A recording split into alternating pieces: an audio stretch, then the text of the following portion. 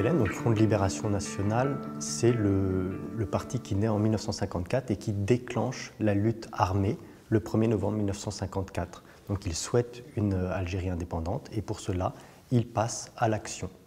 Il se reconnaît 9 chefs historiques et il veut parler à tout le peuple algérien, d'où sa devise « Un seul héros, le peuple ». Son organisation est double.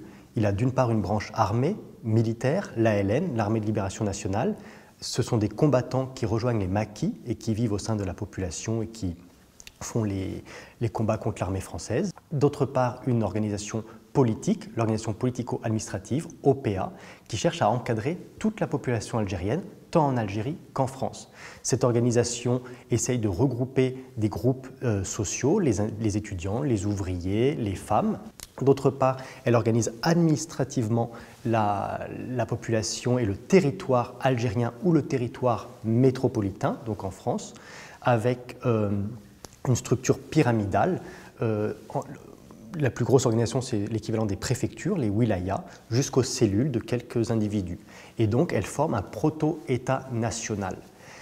Le but de cette organisation, c'est de prélever l'impôt révolutionnaire, et donc nul Algérien ne peut s'y soustraire. Des groupes de choc sont chargés de relever et de prélever les cotisations des Algériens. Elle vise aussi à combattre le colonialisme et les autorités qui représentent le colonialisme, donc la police, l'armée, les institutions économiques.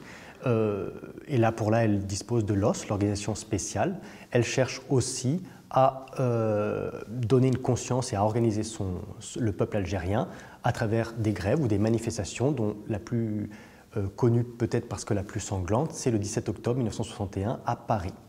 Cette organisation du FLN est durement réprimée parce qu'elle est clandestine. On a une répression policière avec l'usage de la torture pour démanteler la structure de l'OPA, organisation politico-administrative, et une répression judiciaire qui n'hésite pas à employer la peine de mort.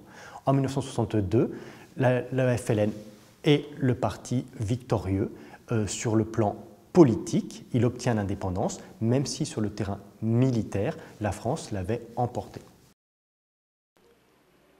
Le déclenchement de la lutte de libération nationale, c'était au 1er novembre 1954.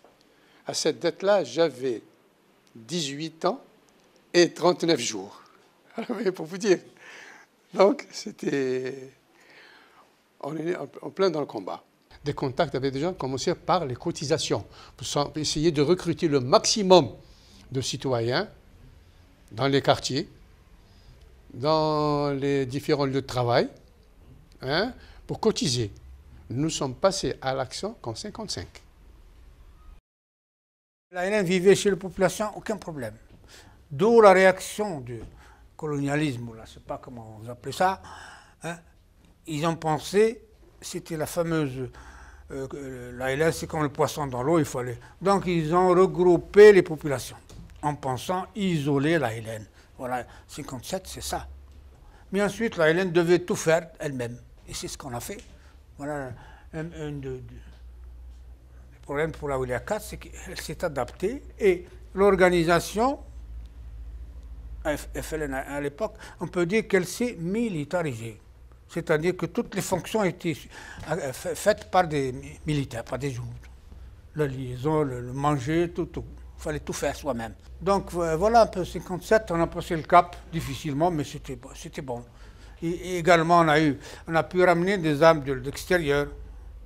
La Wilaya 4 a créé des compagnies, parce que l'effectif existait. C'était des compagnies d'acheminement. Ils ont été jusqu'au Maroc d'abord, qui était possible, en 57, ensuite vers la Tunisie pour amener des armes.